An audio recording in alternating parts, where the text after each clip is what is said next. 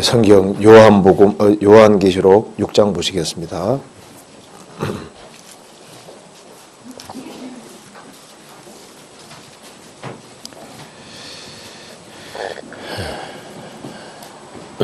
육 장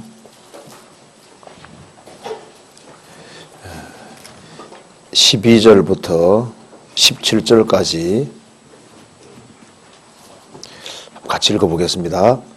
내가 보니 여섯째 인을 떼실 때 큰 지진이 나며 해가 총담같이 검어지고 온 달이 피같이 되며 하늘의 별들이 무화과나무가 대풍에 흔들려 선 과실이 떨어지는 것 같이 떨어지며 하늘은 종이축이 말리는 같이 떠나가고 각 산과 섬이 제자리에서 옮기오매 땅의 임금들과 왕족들과 장군들과 부자들과 강한 자들과 각 종과 자주자가 불과 산 바위 틈에 숨어 산과 바위에게 이르되 우리 위에 떨어져 보좌에 앉으신 이의 낯에서와 어린 양의 진노에서 우리를 가려우라.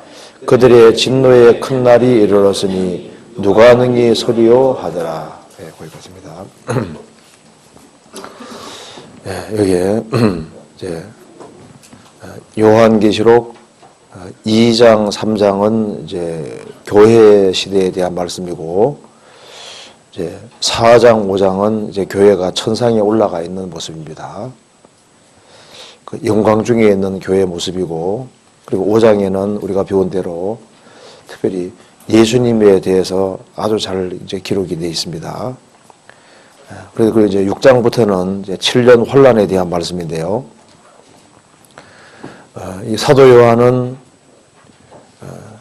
4장, 5장을 보고, 그러니까 이제 천상에 있는 그 교회의 모습을 보고, 이제 6장 이하는 심판을 본 겁니다. 그래서 이 계시록 6장 말씀에 내가 보니, 내가 보매, 내가 들으니 그런 말씀이 계속 나와 있습니다. 사도 요한이 반모섬에서 이제 이걸 본 겁니다.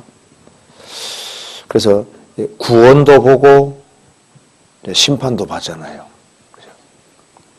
그래서 이 성도의 구원 그리고 예수님의 영광도 보고 또 심판도 받습니다. 그것처럼 이 성경을 제대로 배우는 사람도 성도의 특권도 보고 또 불신자의 심판도 보는 겁니다. 사도 요한이 이 요한계시록 6장 이제 이하 속에서 이제 7년 환란 속에 벌어진 것을 봤는데요. 이 사도 요한이 1900년 전의 사람인데 어떻게 1900년 전의 사람이 이 교회 시대도 다 보고 교회가 천상에 올라가 있는 것도 보고 7년 환란도 보고 천년왕국도 보고 영원한 천국과 영원한 지옥을 다 봤지 않습니까? 그게 좀 기적인 거예요. 우리도 볼 수 있습니다. 어떻게 보면 됩니까? 이렇게 보면 우리도 보이잖아요. 그래서 이 사도 요한은 이제 봤기 때문에 정확히 말할 수 있잖아요. 우리도 이 성경을 통해서 확실하게 깨우치면은 또 확실하게 말을 할 수 있는 겁니다. 그래서 이 소돔 고모라가 멸망하는 것을 소돔에 살고 있던 롯은 몰랐어요. 소돔 밖에 살고 있는 아브라함이 알았잖아요. 예루살렘 멸망한다는 것을 아무도 안 믿었습니다. 근데 예레미야는 알고 있었잖아요. 지금 세상 사람들은 지금 세상이 지금 좋은 세상 오는 줄 착각하고 있는데 지금 무서운 혼란이 다가오고 있는데 그걸 모르고 있는 겁니다. 그리고 이제 이 요한계시록을 해석할 때 사실 성경은 간단하게 되어 있는데 이걸 성경 전체에 놓고 보면 아주 간단한 내용인데 이 복잡하게 말하는데요. 이 계시록 6장을 보면 처음 읽으면 이게 무슨 말인가 이게 좀 어렵지 않습니까? 근데 이게 사실 아주 간단한 내용입니다. 그래서 오늘 좀 잘 오신 것 같아요. 6장이 아주 쉬운 내용입니다. 왜 그러냐면은 이제 6장 갖다 놓고 이제 읽어보면은 이제 6장 1절 한번 보세요. 내가 보매 어린 양이 7인 중에 하나를 떼시는 그때 내가 봄에 사도 요한이 봄에 어린 양이 예수님이죠. 7인 중에 하나를 떼시는 그때 그 계시록 5장에는 7인으로 봉한 책을 아무도 뗄 수가 없었습니다. 근데 이제 예수님이 자격이 있으시기 때문에 예수님이 이제 7인 중에 하나를 뗄 때 이제 그 인 속에 있는 그 내용을 보여주시는 거예요. 내가 들으니 네 생물 중에 하나가 우레소리같이 말하되 오라 하기로 내가 이에 보니 흰말이 있는데 그 탄 자가 활을 가졌고 면류관을 받고 나가서 이기고 또 이기려 하더라. 첫째는 흰말이 나오고 둘째는 붉은 말이 나오고 셋째는 검은 말이 나오고 넷째는 청황색 말이 나오고 다섯째는 순교가 나오고 여섯째는 막 천지가 막 개벽하는 식으로 막 운석이 막 떨어지는 엄청난 일이 벌어지는데 저 책이 뭘 얘기를 하는 것일까? 요거 마태복음 24장하고 누가복음 21장을 읽고 이거 읽으면 아주 쉽게 알 수 있는 겁니다. 무슨 말이냐면 이거 보세요.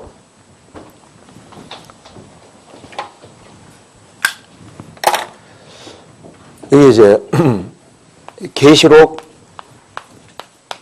6장은 그 7년 환란 속에 벌어질 일을 간단하게 요약해 놓은 거예요.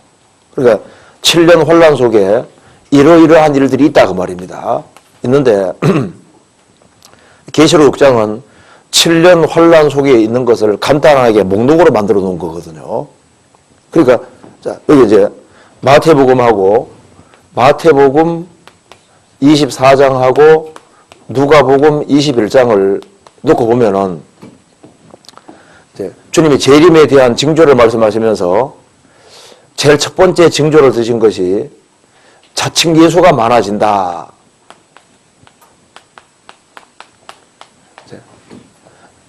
마지막 때가 되면은 내가 예수다, 내가 구세주다, 내가 메시아라는 사람이 많아진다고 했잖아요.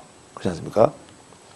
그 얘기하면서 자칭 예수들이 많아진다고 하면서 이제 7년 혼란 속에 들어가면은 진짜 내가 메시아다, 내가 그리스도라는 사람이 많이 나타나는데 이제 7년 혼란 속에 들어가면 진짜 적그리스도가 등장하게 되는 거예요. 흰말 등장하는 게 적그리스도 등장하는 겁니다. 그 다음에 두 번째로 말씀하신 것이 뭔지 아시죠? 난리와 난리의 소문을 듣겠으나 너희는 삼가 두려워하지 마라. 이런 일이 있어야 돼 끝은 아직 아니니라. 그러니까 난리와 난리의 소문을 듣게 될 것이다. 난리와 전쟁의 소문을 듣게 될 것이다. 근데 이제 이런 거 징조고 이제 이런 일이 있다가 이제 혼란 속에 들어가면은 붉은 말이 전쟁입니다. 화평을 제한다 그러잖아요.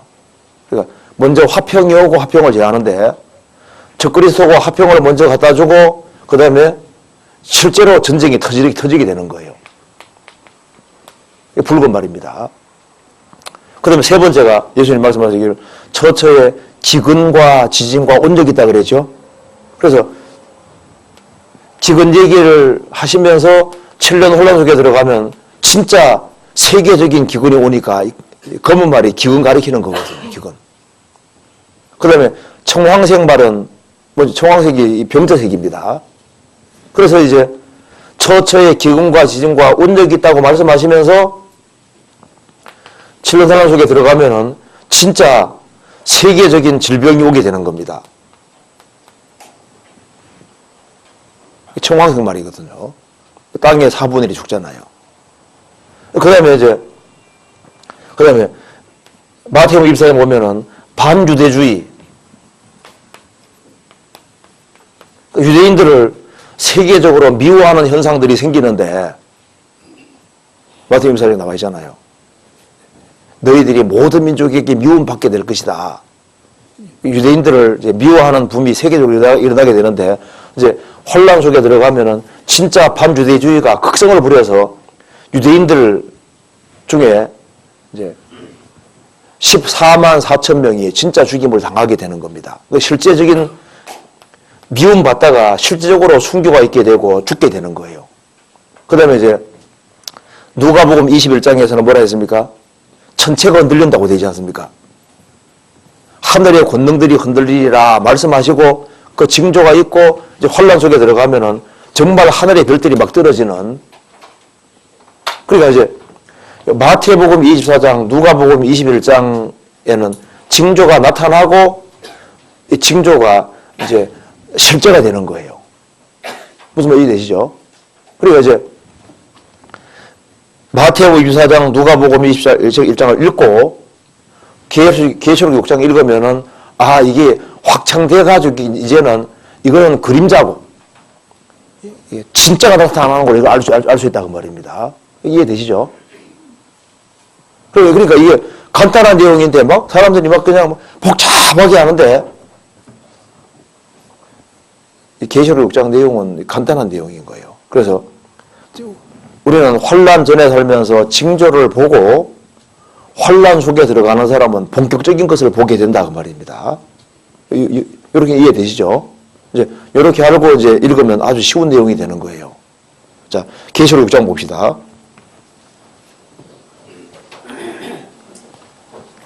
6장 1절입니다.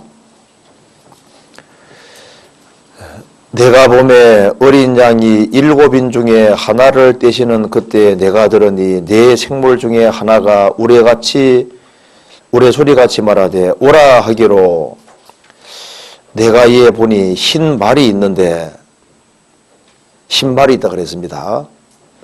그런데 4절에 보면은 이에 붉은 다른 말이 나오더라. 그 탄자가 허락을 받아 땅에서 화평을 제해버리며, 화평을 제해버렸다는 것은 화평이 있었다는 얘기죠.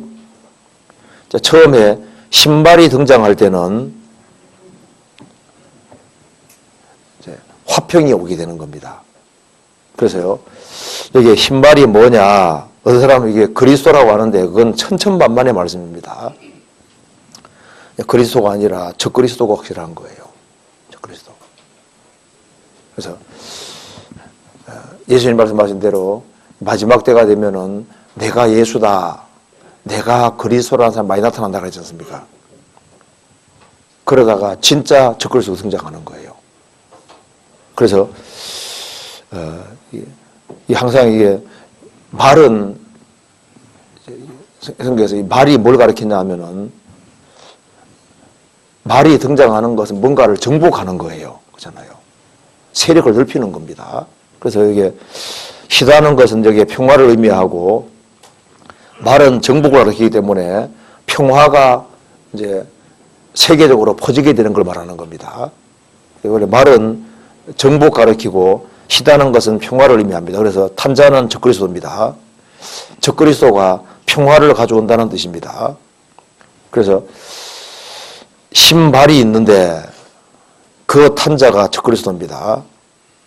그래서 적그리스도가 이 7년 혼란 시작될 때 처음에 화평을 가져오는데 중동 평화를 가져오는 겁니다. 그래서 다니엘서 9장에 적그리스도가 한 일해 동안 언약을 굳게 정하겠고 중동에 실제로 평화를 가져오고 중동 평화로 인해서 세계적인 평화가 오는 겁니다. 그래서 신발이 있는데 그 탄자가 활을 가지고 있습니다. 이 활이 뭘 가리키냐 하면은 무력을 가지고 있는 거예요. 그런데 힘을 가지고 있는데 화살은 숨기고 있습니다. 그래서 능력이 있는데 화살은 감춰놓고 적극적으로 평화를 위해서 노력을 합니다. 이제 그렇게 해서 세력을 넓혀가는데 활을 가졌고 에스겔 39장 3절에 보면은 내 활을 쳐서 내 왼손에 떨어뜨리고 내 화살을 내 오른손에 떨어뜨리고 이런 말씀이 있는데 활은 무기입니다. 무기 가진 사람은 힘이 있잖아요. 적그리스도는 엄청난 군사력을 가지고 있고 세상에서 힘을 가지고 있습니다. 그런데 화살은 숨기고 평화를 부르짖는 거예요. 그 막강한 힘을 가진 자가 화살을 숨기고 평화를 부르짖고 중동 평화를 이제 이룩하고 평화를 외치고 하니까 상당한 주목을 갖고 사람의 환영을 받게 되는 겁니다. 그런데 이 사람이 이제 7년 환란 중반기 때 암살당해서 죽은 건 아닌데 거의 죽게 됐다가 칼에 상해 죽게 됐다가 살아나게 되잖아요. 그래서 전 세계 사람들이 환호성을 지르면서 이 사람을 진짜 메시아로 받아들이게 되는 겁니다. 그래서 여기 그 탄자가 활을 가졌고 면류관을 받고, 면류관 받았다는 것은 사람들에게 대대적인 환영을 받는 겁니다. 이게 하나님께 받는 면류관이 아니라 사람들에게서 면류관을 받고, 하나님 면류관이 아니라 세상이 주는 면류관입니다. 세상 사람들이 이 사람에게 굉장한 영예를 부여하고 이 사람이 아주 대단한 사람인 것처럼 이렇게 취급했는데 이 사람이 중반기 때 죽게 됐다가 살아나니까 이 사람이 신격화 돼버리는 거예요. 그래서 여기 이제 이기고 또 이기려 하더라. 이제 승승장구한 모습을 보여주는 겁니다. 그래서 여기 첫 번째는 7년 혼란 속에 무슨 일이 벌어지느냐.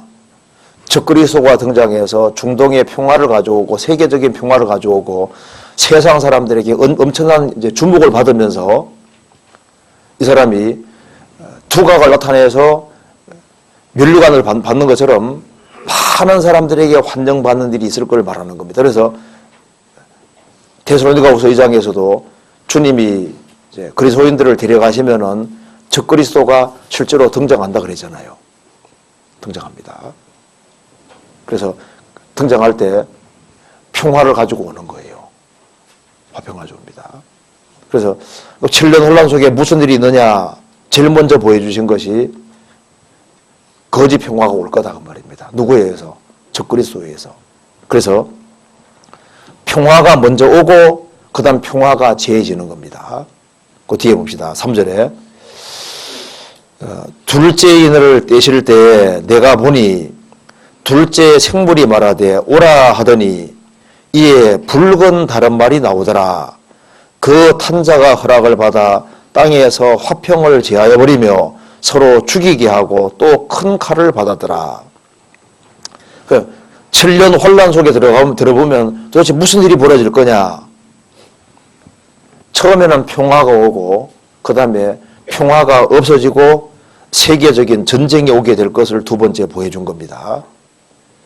여기 붉은 말, 이 피색깔입니다. 이제 말은 정복하는 건데 붉은 말이라는 것은 평화 후에 전쟁이 터지고 화평이 제해질 걸 말해줍니다. 그래서 큰 칼을 받았더라. 대량 학살이 이루어지는 겁니다. 그래서 에스겔 38장에도 중동 평화가 먼저 오고 그 다음 평화를 제한한 자가 러시아라고 되어 있잖아요. 그래서 찾아볼까요? 찾아봅시다. 에스겔 38장 봐봐요.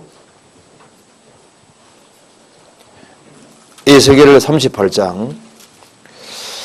에스겔 38장에서 아직 안 이루어진 것이 바로 10절 이하입니다. 10절 보시죠.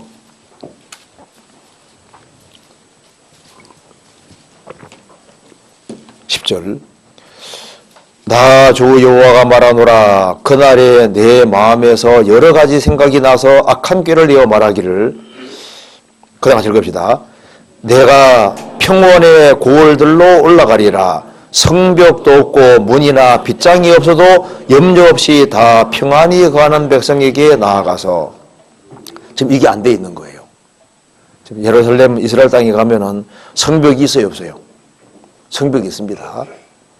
문이나 빗장이 있습니다. 그러니까 이제 국경선 통과할 때 제일 어려운 게 이스라엘입니다. 제일 삼엄하거든요. 저도 이제 95년에 이스라엘 땅 다녀왔는데 다른 데는 국경 통과하기가 쉬운데 이스라엘은 국경 통과할 때 골치 아파요. 얼마나 조사를 철저하게 하는지. 여기 성벽도 없고 문이나 빗장이 없어도 염려 없이 다 평안히 거하는 백성. 이때가 7년 혼란 속에 중동 평화가 실제로 올 때 적그리스도가 중동 평화를 실제로 가져오면요. 이제 진짜 전쟁이 없는 일이 잠깐 벌어집니다. 7년 평화 조약이 이루어지면 실제로 이런 일이 벌어지거든요. 그래서 이스라엘 민족은 한 명도 안 빠지고 다 들어온다고 되어 있잖아요. 그래서 먼저는 11절에 평화가 실제로 오는데 지금 이스라엘은 아직 살벌하고 무서워요. 그래서 먼저는 이스라엘이 정말 성벽도 없고 문이나 빗장도 없고 모든 걸 다 개방하고도 안전한 그런 일이 한번 먼저 벌어지는데, 그래서 중동 평화가 오게 돼 있다 그 말입니다. 그 다음에 이제 이것을 이제 깨는 자가 러시아가 깨는 거예요. 그래서 평화가 오고 그 다음에 평화를 깨는 일이 벌어질 거다 그 말입니다. 자, 성경 데살로니가 전서 5장 보세요.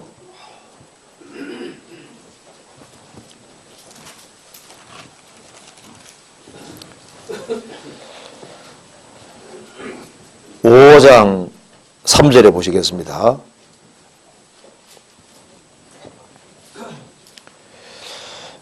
저희가 평안하다 안전하다 할 그때에 잉태된 여자에게 해산 고통이 이름과 같이 멸망이 홀연히 저희에게 이르니 결단코 피하지 못하리라. 자, 그리스도인들이 지구상에 이제 사당에서는 사라졌지 않습니까? 천상에 들림 받고 그 다음에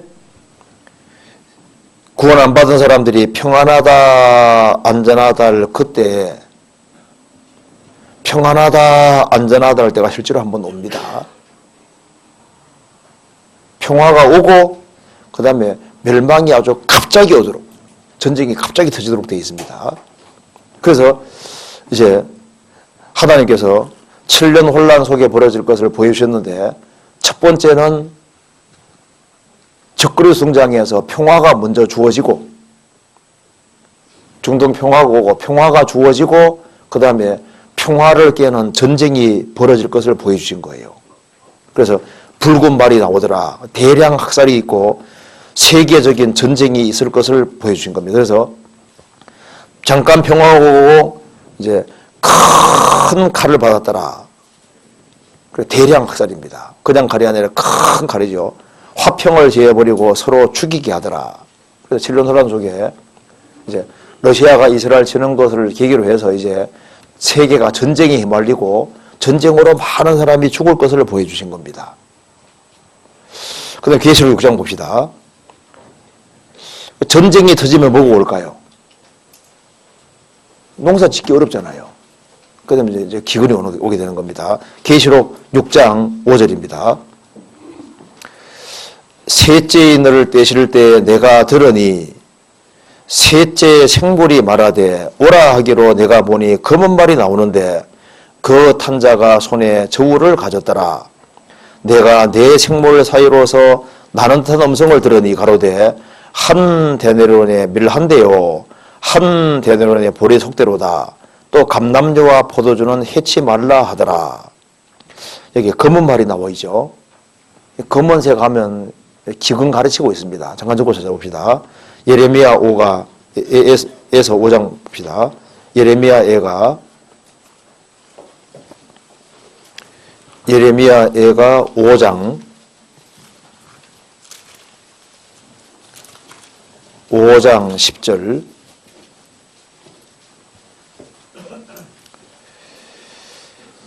같이 읽어보겠습니다. 주림의 열규로 인하여 우리의 피부가 아궁이처럼 검으니이다. 못 먹어서 너무 배가 고파서 주림의 열기로 인하여 우리의 피부가 아궁이처럼 검으니이다. 블랙 검은색이 된다 그 말입니다. 그래서 여기 검은 말이 말은 정복을 가리키고 이제 검은 말이 나오더라. 기근이 세계적으로 닥칠 걸 보여주는 거예요. 그러니까 지금 세계적으로는 기근이 간간히 있는 이건 하나의 그림자고 이제 환란 속에 들어가면은 정말 세계적인 기근이 있는데 손에 저울을 가졌다고 그러죠. 이제 양식을 달아 먹는 거예요. 극도의 빈곤을 가르치고 있습니다. 양식을 저울에 달아 먹는다. 이 극도의 기근 가르치고 있습니다. 성경 찾아봅시다. 레위기 26장 봅시다. 레위기 26장 26절 보세요.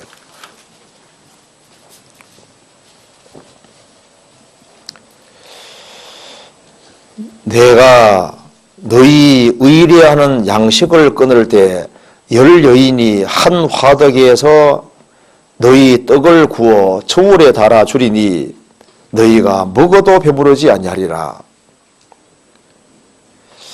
에스겔 4장 16절에서도 떡을 달아 먹는다. 이 저울에 다는 것은 극도의 빈곤을 가리키는 겁니다. 그러면은 여기 이제 어느 정도의 기근이 오느냐? 계시록 6장 봅시다. 6절에 내가 내 생물 사이로서 나는 듯한 음성을 들으니 가로되 한 데나리온에 밀 한 대요. 한 데나리온은 뭔지 아시죠? 남자 장정이 아침 6시부터 오후 6시까지 12시간 일할 때 받는 품삯입니다. 그러니까 하루 종일 일하고 받는 품삯이 하루 일하고 받는 품삯이 한 데나리온인데 이제 한 데나리온에 밀 한 대요. 밀 한 대라고 했는데 원래 이 당시에 이 성경이 기록될 당시에 한 데나리온 하면은 밀을 8대에서 16대를 샀습니다. 8대에서 16대를 샀는데 보리는 그거보다 한 3배 살 수 있는 겁니다. 3배, 4배 살 수 있는데 밀 한 대는 장정 한 사람이 아침, 점심, 저녁으로 먹으면 딱 맞는 거랍니다. 그러니까 한 대가 어느 정도 되냐면은 밥으로 남자가 아침, 점심, 저녁 먹으면은 이제 그 정도 양이 한 대다 그 말입니다. 헬라 원어에. 그러면은 남자 장정이 하루 종일 일하면은 자기 반찬 빼놓고 밥만 아침, 점심, 저녁 먹을 그 정도 양이다 그 말입니다.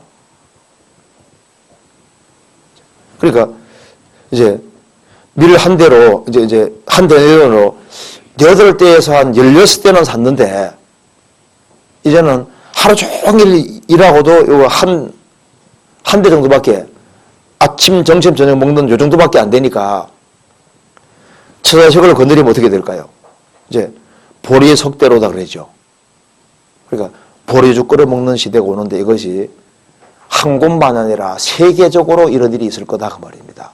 그러니까 세계적으로 극도로 기근이 심해질 것을 말해주고 있는 겁니다. 그런데 또 감람조와 포도주는 해치 말라 하더라. 그래서 이 팔레스타인의 주요 곡식이 보리하고 밀인데 포도주와 기름은 기근이 심해도 포도주하고 이제 이렇게 기름 이런 것은 기근에도 잘 견딥니다. 그래서 애굽에서 7년 동안 흉년이 있을 때 이스라엘 땅에 곡식이 없었지만 무엇은 있었는지 아시죠? 곡식은 없었는데 가장 좋은 과일 같은 건 있었다고 되어 있잖아요. 그래서 이게 감람류, 포도주 이런 것은 있다고 되어 있잖아요. 그러니까 기근이 심해져도 이제 생필품은 부족한데 이제 감람류, 포도주 이런 것은 있을 걸 얘기하고 있습니다. 그래서 여기에 하나님께서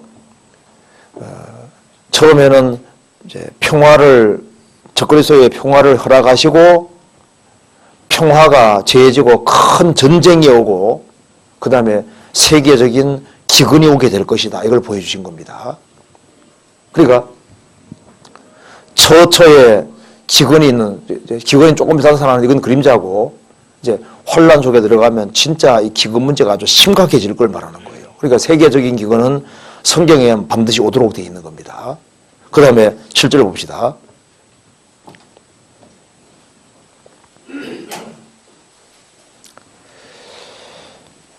넷째 인을 떼실 때 내가 내 생물의 음성을 들으니 가로되 오라 하기로 내가 보니 청황색 말이 나오는데 그 탄자 이름은 사망이니 음부가 그 뒤를 따르더라.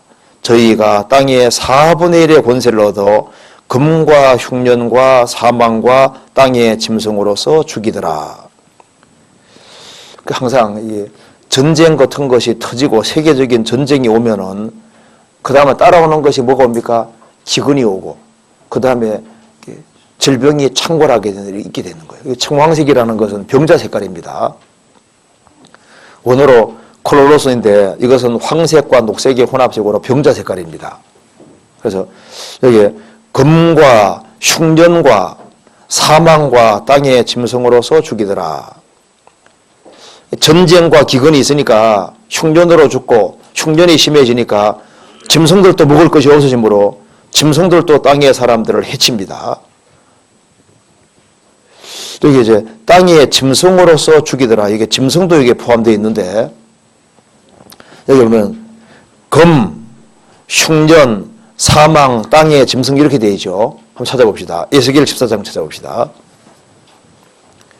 에스겔 14장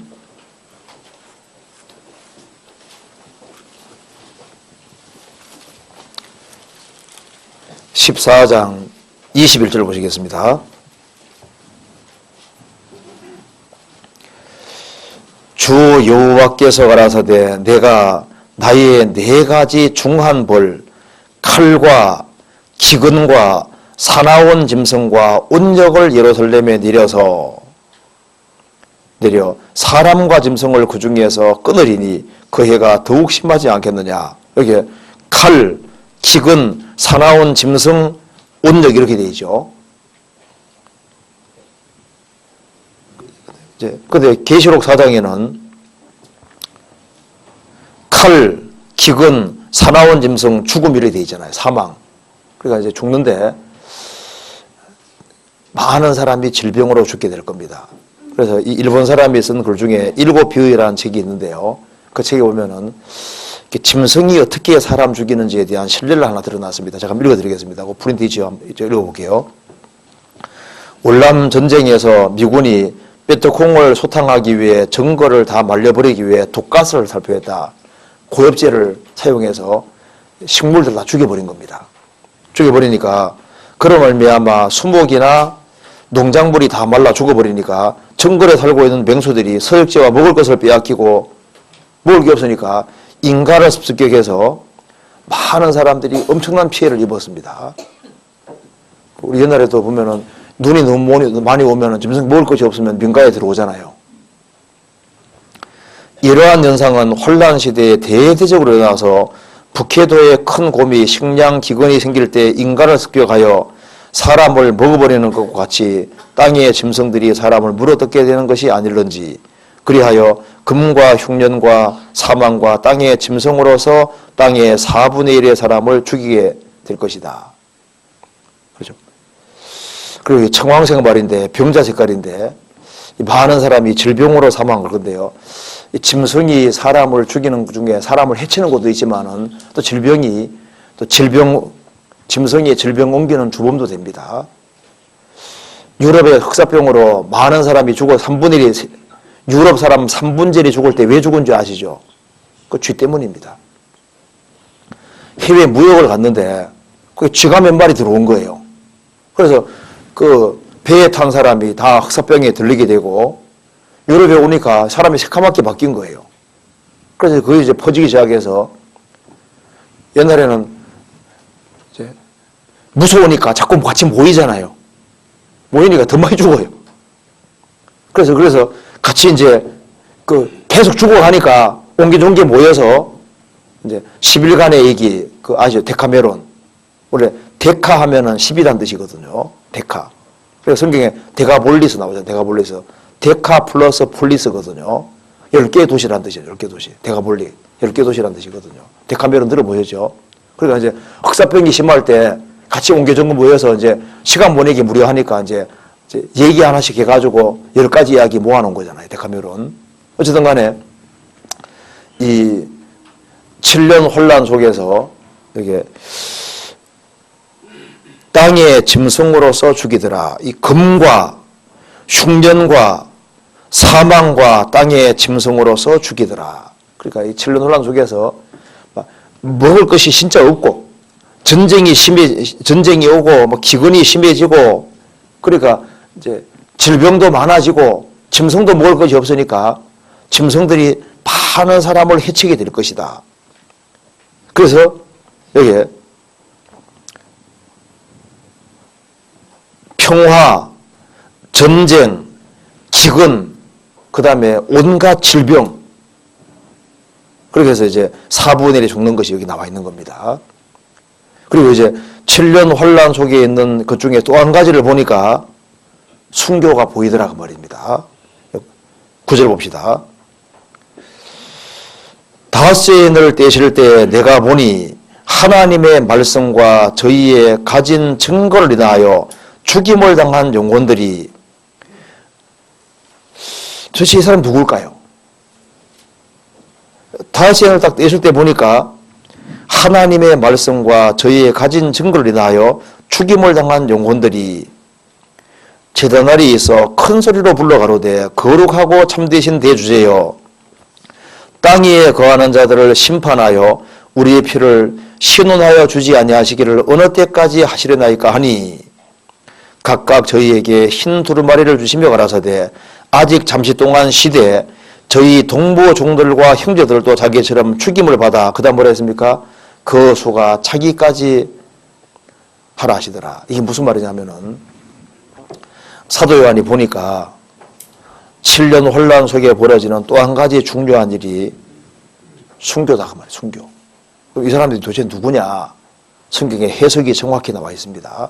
이 사람들이 누구냐 하면은 여기에 다시 한번 봅시다. 9절에 보세요. 하나님의 말씀과 저희의 가진 증거를 인하여 죽임당한 영혼들이라는 말이 나와 있죠. 그리고 또 찾아봅시다. 요한계시록 14장 보세요.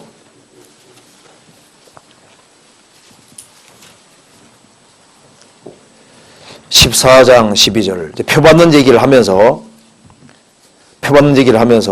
성도들의 인내가 여기 있으니 저희는 하나님의 계명과 예수 믿음을 지키는 자니라. 또 내가 들으니 하늘에서 음성이 나서 가로되 기록하라, 작은 이후로 주 안에서 죽는 자들은 복이 있다 이도다 하시매. 7년 혼란 속에서 많은 사람이 죽는데 15장 2절을 봅시다. 2절에 또 내가 보니 불이 섞인 유리바다 같은 것이 있고 짐승과 그의 우상과 그 이름의 수를 이기고 벗어난 자들이 유리바다가에 서서 하나님의 금은고를 가지고 어디 되죠? 이걸 해석한 거 봅시다. 요한계시록 20장 봅시다. 20장 4절. 4절 큰 소리로 같이 읽어봅시다. 또 내가 보호자들을 보니 거기 앉은 자들이 있어 심판하는 권세를 받았더라. 또 내가 보니 예수의 증거와 하나님의 말씀을 인하여 목배임을 받은 자의 영혼들과 또 짐승과 그의 우상에게 경배하지도 아니하고 이마와 손에 그의 표를 받지도 아니한 자들이 살아서 그리스도로 더불어 1000년 동안 왕노릇하니. 이거 봅시다.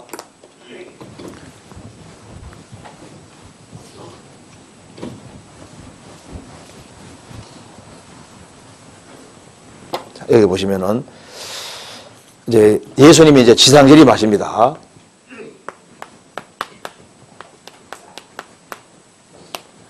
지상재림하시면은 또 내가 보호자들을 보니 거기 앉은 자들이 있어. 보호자들이죠. 24보좌입니다. 보호자들을 보니 거기 앉은 자들이 있어. 보호자에 앉은 자들이 누굽니까?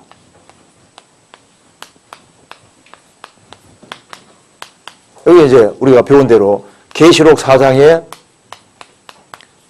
신구약 시대 성도들을 대표해서 24보좌라 그러죠. 보좌에 앉은 자들이 누굽니까? 신구약 시대에 구원받은 모든 사람을 가리키는 겁니다. 그래서 거기 앉은 자들이 있어 심판하는 권세를 받았더라. 그래서 거듭난 그리스도인들이, 주님은 만왕의 왕이고 그리스도인들은 왕입니다.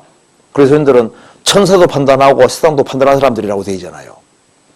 그래서 여기에 거기 앉은 자들이 있어 심판하는 권세를 받았더라. 그리고 이제 또 내가 보니 예수의 증거와 하나님의 말씀을 인하여 목배임을 받은 자의 영혼들과, 이게 누굽니까? 계시록 6장이지 않습니까? 예수의 증거와 하나님의 말씀을 인하여 목배임을 받은 자의 영혼들과 또 짐승과 그의 우상에게 경배하지도 아니하고 이마와 손에 그의 표를 받지도 아니한 자들이 살아서 부활해서 그 말입니다. 부활해서 그리스도로 더불어 천년 동안 왕노릇하니. 그런데 여기 예수의 증거와 하나님의 말씀을 인하여 목배임을 받은 자의 영혼들과 또 짐승과 그의 우상에게 경배하지도 아니하고 이마와 손에 그의 표를 받지도 아니한 자들이, 이것이 이제 영적본에 보면은 이게 동일 인물입니다. 그러니까 어떻게 되냐면은 예수의 증거와 하나님의 말씀을 인하여 목배임을 받은 자의 영혼들, 곧 짐승과 그의 우상에게 경배하지도 아니하고 이마와 손에 표를 받지도 아니한 자들. 그러니까 계시록 6장과 계시록 14장, 15장에 표를 받기를 거절해서 죽임당하는 사람들이 동일 인물이라고 하는 걸 알 수 있다고 말입니다. 이 사람들이 누구냐? 이 사람들이 바로 14만 4천 명 이스라엘 사람 중에 환난 속에 구원받은 성도들입니다. 그래서 7년 환난 전에 들림받아서 주님 앞에 가 있는 사람들과 플러스해서 7년 환난 속에서 한때, 두때, 반때 지나 성도의 권세가 다 깨지고 다 죽는데, 그 수가 차기까지라 그랬죠? 14만 4천 명이 다 죽을 때까지, 다 죽으면 혼란 끝이 나게 돼 있는 거예요. 이 사람들은 예수님이 지상재림할 때 혼란 전에 들림받은 사람과 똑같이 살아서 부활해서 그리스도로 천년 동안 왕으로 산다. 이렇게 돼 있잖아요. 그래서 이제 계시록 6장에서 본 것이 뭐냐 하면은, 7년 혼란 속에 많은 순교가 벌어지게 되는데, 그걸 이제, 그럼 어떻게 죽게 되느냐 하고 이제 상수를 한 것이 뒤에 나오는 거예요. 적그리스도가 등장해서 유대인 중에 구원받은 사람을 14만 4천 명을 차례차례 다 죽입니다. 그래서 다니엘 12장에 말씀하기를 한때, 두때, 반때 지나서 성도의 권세가 다 깨지면은 혼란 끝난다고 되어 있잖아요. 찾아봅시다. 다니엘서 12장 보세요.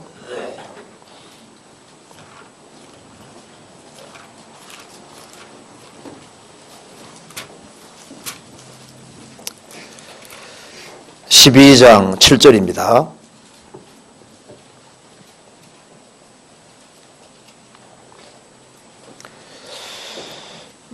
내가 들은즉 그 세마포옷을 입고 강불 위에 있는 자가 그 좌우 손을 들어 하늘을 향하여 영생하시는 자를 가리켜 명세하여 가로되 반드시 한때, 두때, 반때를 지나서 성도의 권세가 다 깨어지기까지니 그렇게 되면 이 모든 일이 다 끝나리라 하더라.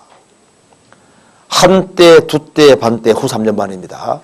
성도의 권세가 다 깨어질 것이다. 계시록 13장에는 성도들과 싸워 이기게 되고, 그래서 성도들의 인내가 여기 있다. 그래서 자금이어로 주 안에 숨자고 목이 있다 그러죠. 그래서 다 순교당. 그래서 짐승의 수를 이기고 주님 앞에 서게 되는 겁니다. 그러니까 유대인이라 할지라도 지금 구원받는 게 좋은 거예요. 그러니까 지금 여기에 반유대주의가 나타나면서 혼란 속에 들어가면 유대인들을 극도로 미워하게 되는 거예요. 유대인들. 특히 유대인 중에 이제 구원받은 사람들, 이 사람들을 적극 타겟이 되는 겁니다. 그래서 이 사람들이 다 죽게 되는 거예요. 이 반유대주의가 지금 쫙 나타나는데요. 유대인들을 굉장히 혐오하고 싫어하는 것이 세계적으로 나타납니다. 그 분비 일어나는 거 아시죠? 유대인들을 그렇게 싫어합니다. 미워합니다. 세계적으로. 그래서 이제 혼란 속에 들어가면은 이 반유대주의가 아주 극성을 부리게 되는 거예요. 계시록 6장 다시 봅시다. 시간이 없기 때문에 계시록 6장.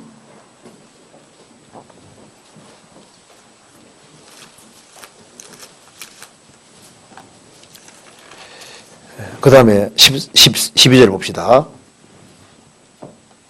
그리고 여기 계시록 6장만 보더라도 육체가 죽임당한 영혼들이 하나님께 호소하고 얘기했으니까 의식이 있다는 걸 알 수 있잖아요.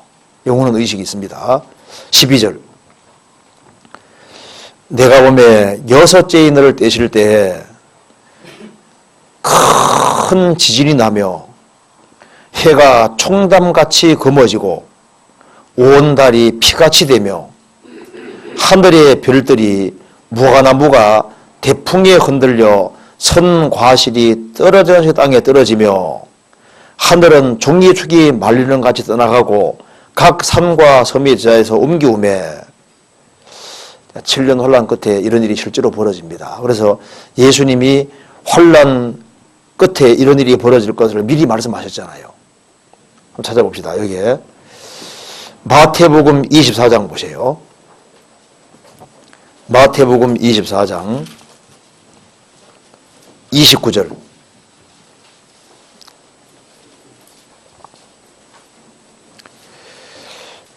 그날 혼란 후에 즉시 해가 어두워지며 달이 빛을 내지 아니하며 별들이 하늘에서 떨어지며 하늘의 권능들이 흔들리리라.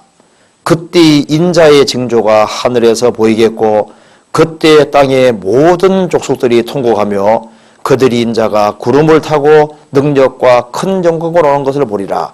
지상지림한다. 주님이 지상지림하기 전에 천체가 흔들리면서 하늘에서 막 별들이 막 떨어지고 운석들이 막 대거 떨어지고 하늘은 종이 축이 말라같이 떠나가고 하늘의 만상이 사라지고 천지가 개벽하는 일이 있게 되는 거예요. 그래서 누가복음 21장에 똑같은 얘기가 나와 있습니다. 천체가 흔들릴 거다 그 말입니다. 천체가 흔들리고 그래서 이제 우리가 혼란 전에 살고 있으니까 이제 말 안 들으면은 하늘에서 운석이 조금 큰 게 하나 날아올 수도 있습니다. 그렇잖아요. 운석이 그래서 한 30m, 한 40m 되는 게 하나 날아온다 해봅시다. 진짜 끔찍하잖아요. 혼란 속에는 대거 운석들이 많이 떨어져서 이제 지구상에 엄청난 일들이 벌어질 걸 말하는데요. 이제 여기에 계시록 6장 다시 봅시다. 여기에 복합적으로 두 가지가 포함되어 있는데요. 계시록 6장 보시면은 12절에 내가 보니 열쇠를 떼실 때 큰 지진이 나며 해가 총담같이 검어지고 온 달이 피같이 되며 이것이 마지막 핵전쟁에도 성경에 사용하고 있습니다. 그러니까 무슨 말이냐면은 이 마지막 전쟁 얘기하면서도 얘기가 나오거든요. 그리고 여기에 지금 여기에 세계적인 전쟁을 포함해서 운석이 막 대거 떨어지는 것까지 복합적으로 지금 얘기를 하고 있는 겁니다. 그러니까 혼란 속에 들어가면은 세계적인 전쟁이 터져서 인류가 거의 전멸하는 전쟁이 터지고 핵무기 다 사용할 거 아니에요. 그리고 하나님께서 또 하늘에서 막 운석 같은 거 되게 떨어지게 만들어서 이 지구상에 아주 무서운 심판을 내리는 겁니다. 그래서 여기 이제 혼란 속에 있는 사람이 이렇게 말한다는 겁니다. 15절에 땅의 임금들과 왕족들과 장군들과 부자들과 강한 자들과 각 종과 자주자가 굴과 산 바위 틈에 숨어 산과 바위에 이르되 우리 위에 떨어져 보호자의 앉으신 이의 낯에서와 어린 양의 진대의 소리를 가리우라 이렇게 말한다 그랬죠. 이게 무슨 말이냐 하면은 창에서 찾아봅시다. 호세아 10장 찾아봅시다.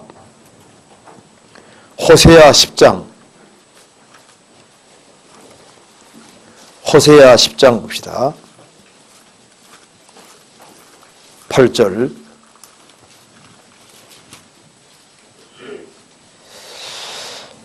이스라엘이 죄를 너무 많이 지을 때 하신 말씀입니다. 10장 8절에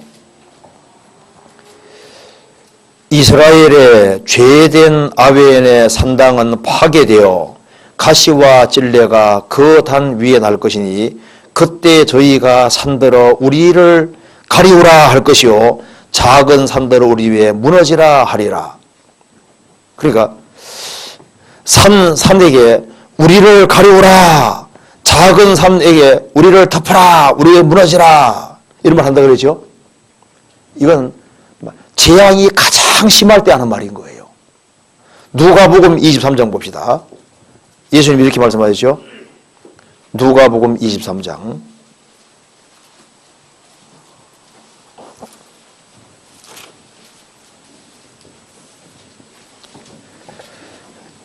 29절. 보라, 날이 이르면 사람이 말하기를 수태 못하는 이와 해선하지 못한 배와 먹이지 못한 저지 복이 따리라. 그때 사람이 산들을 대하여 우리 위에 무너지라 하며 작은 산들을 대우를 덮으라리라. 푸른 나무에도 이같이 하거든 마른 나무는 어떻게 되리오 하시니라. 이게 무슨 말이냐면은 이스라엘이 그리스도를 배척한 죄 때문에 2000년 동안 이스라엘 민족은 자식이 눈앞에 죽는 꼴을 봐야 되니까 차라리 자식이 없는 자가 복이 있다는 말을 2000년 동안 해왔는데, 그때 사람이 산들아 우리 위에 무너지라, 작은 산들 우리를 덮으라 하리라. 이 말씀이 어디 인용이 되어 있냐 하면은 계시록 6장에 인용되어 있다 그 말입니다. 방금 읽은 겁니다. 그러면서 푸른 나무에도 이같이 하거든. 하나님의 선민이 그리스도 배척함으로 2000년 동안 자식이 자기 눈앞에 죽는 꼴을 봤다면은 마른 나무 어떻게 되리요? 이방인입니다. 마른 나무는 혼란 속에 들어가서 산들아 우리 위에 무너지라, 작은 산들 우리를 덮어라, 이 말을 하게 될 것이다. 계시록 6장 봅시다. 다시 봅시다. 그렇게 되죠? 7년 혼란 속에서 엄청난 재앙을 만나면서 15절에 6장 15절에 땅의 임금들과 왕족들과 장군들과 부자들과 강한 자들과 각종과 저주가 굴과 산바위 틈에 숨어 산과 바위에 이르되 우리 위에 떨어져 보좌에 앉으시니 나체서와 어린 양의 진도의 소리를 가리우라. 그들의 진도에 큰 날이 일어서니 누가 능히 소리하더라. 은혜 시대 때 은혜를 거역한 사람은 혼란 속에서 이렇게 절규하며 부르짖을 거다 그 말입니다. 그래서 이제 이런 말씀이 이사야 2장에도 언급되어 있습니다. 천년 왕국이 오기 전에 이런 일이 있다는 겁니다. 성경 이사야 2장 시작합시다.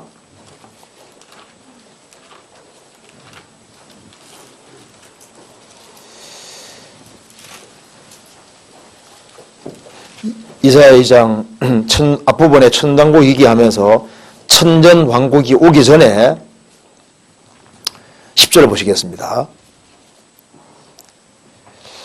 너희는 바위 틈에 들어가며 진토에, 땅 아래입니다. 진토에 숨어 여호와의 위엄과 그 광대하심의 영광을 피하라.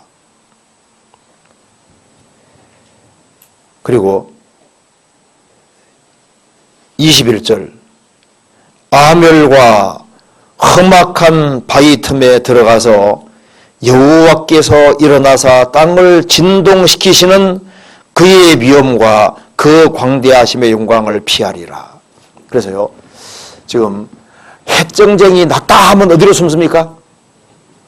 났다 하면 전부 다 진토 밑에, 아멸과 험악한 바위 틈 진토, 10절에 말하는 진토 밑에, 땅 밑에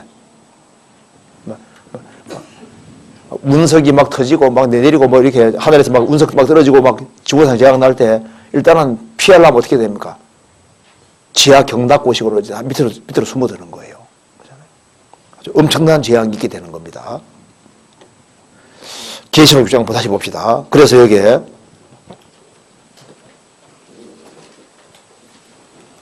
요한계시록 6장 여기 중요한 구절이 바로 16절 산과 바위에 이르되 우리 위에 떨어져 보좌에 앉으신 이의 낯에서와 어린 양의 뭡니까? 진도에서. 그리고 7년 혼란은 구약 성경 읽을 때 여호와의 날, 구약 성경에서는 7년 혼란을 여호와의 날이라고 표현했습니다.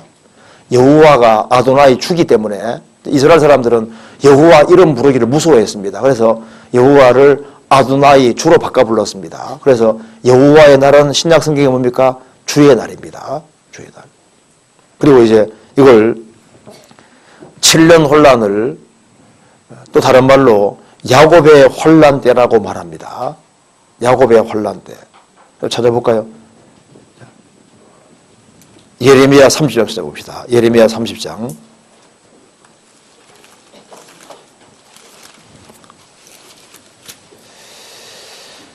30장 6절입니다.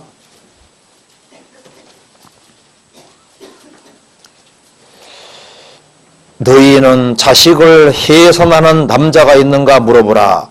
남자마다 해선하는 여인같이 손으로 각기 허리를 짚고 그 얼굴이 창백하여 보이면 어찌미뇨. 슬프다 그날이여 비할 데 없이 크니 이는 야곱의 혼란 때가 됨이로다마는 그가 이에서 구하의 뇌물을 얻으리라. 여기 비할 데 없이 크니 그러죠. 예수님께서도 창세로부터 이런 혼란이 없었다고 했습니다. 이후에도 없다. 비할 데 없이 큰 혼란이다. 그래서 히틀러가 600만 명 죽인 건 아무것도 아닙니다.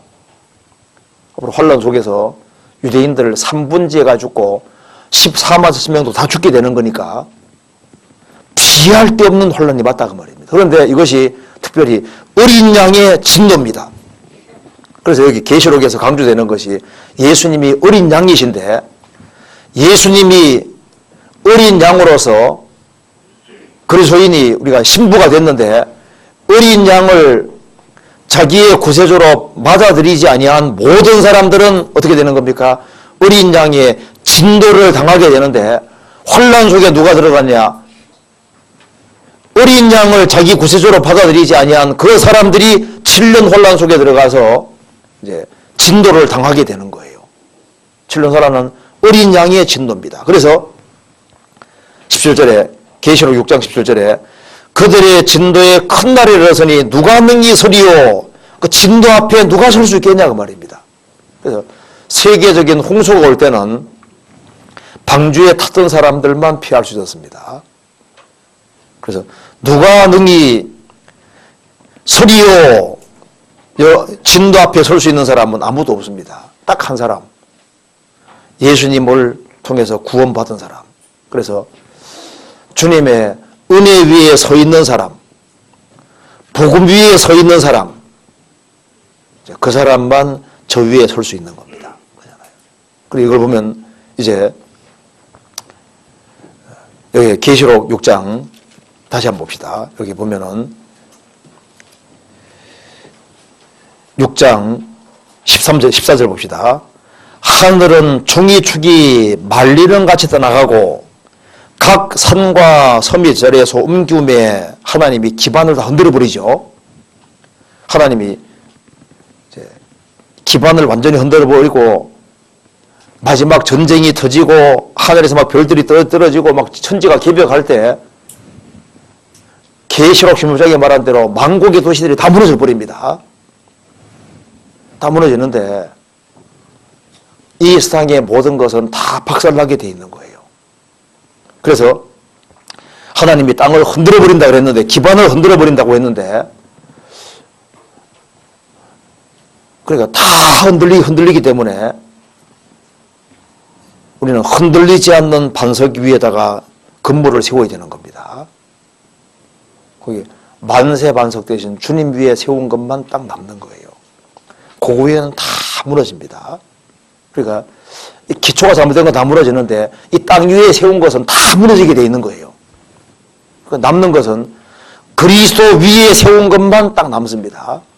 만세 반석 대신 주님 위에 세운 것만 남고 나머지는 다 없어지게 되는 거예요. 천지가 없어집니다. 그리스도 위에 세운 것만 딱 남는 거예요. 그리스도. 그래서 건축 잘하라고 성경이 계속 말하고 있잖아. 건축을 잘하라고. 반석 대신 주님 위에 집을 세운 것만 딱 남게 되는 겁니다. 그래서 성경 기초에서 세워야 되는 겁니다. 나머지 다 무너지잖아요. 그래서 이게 이제 요한계시록 6장 이제 이 말씀은 마태복음 24장과 누가복음 21장을 읽고 그 다음에 딱 보면은 우리는 전조국을 보고 실제는 혼란 속에 들어가는 사람이 본다 그 말입니다. 그럼 우리는 지금 벌써 자칭 예수들이 많아지는 걸 보니까 잠시 후에 진짜 그리스도 등장하겠구나. 지금 세계적으로 막 테러들도 많고 이제 난리가 난리 소문이 많지 않습니까? 이런 전쟁들은 이제 혼란 속에 정말 전쟁이 터지게 돼 있고 지금 이 세상에 있는 약간의 기근들 이것은 그림자고 혼란 속에 되면 진짜 기근이 오고 진짜 질병이 오게 돼 있고 그리고 반유대주의가 지금 나타나는데 그림자고 혼란 속에 들어가면 정말 유대인들이 엄청 죽임 당하게 되는 거예요. 그리고 이제 지금 막 이제 하늘에서 운석이 이제 앞으로 이제 징조 떨어질 수 있습니다. 징조로 떨어질 수 있는데 좀 큰 게 떨어질 수도 있겠죠. 정찰이라고. 이제 혼란 속에 들어가면 이제 대거 떨어지는 것을 보게 되고 마지막 전쟁, 엄청난 전쟁이 터지는 걸 실제로 보게 되고 그래서 세상 사람들이 이게 하나님의 진도라는 걸 깨닫게 되는 겁니다. 어린 양의 진도라는 걸 깨닫게 되는 거예요. 우리는 여기서 어린 양의 진도에서 건진받은 사람이니까 진짜 감사한 거고 그리고 이제 바르게 이제 우리가 바른 기초 위에 세워야 되겠습니다. 여기까지 말씀드리겠습니다. 같이 기도하시겠습니다.